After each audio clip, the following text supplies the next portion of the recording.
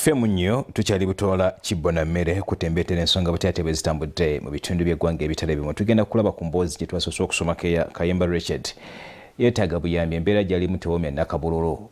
Yali musomesa n'abivaamu, yo n'agendako okupoota n'ebirala katubirabe.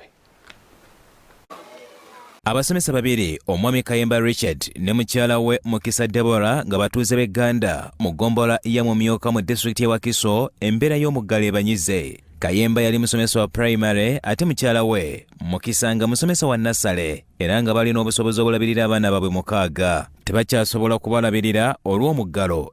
Tuli basomesa essaawa ya leero musomesa emirimu gyaffe gyakwatibwa tuli mu lockdown.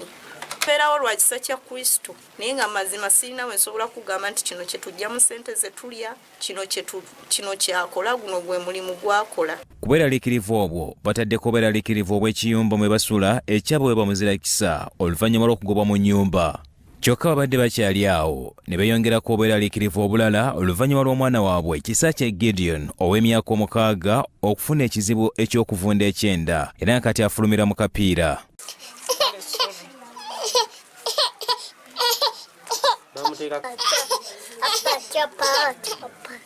Era ne bakifulumya n'abanga takyafulumira gy'alina kufulumira ne bakiteeka ku lubuto. Ne bakifulumya ne bafulumya ekimu n'ekirala kye basazeeko ne batugamba bagenda kifulumiza sayidi okusobola okukola kyo kukikuuma kireme kuvunda. Era ne bafulumya ebyenda 2. Essaawa ya leero omwana apamira ku lubuto.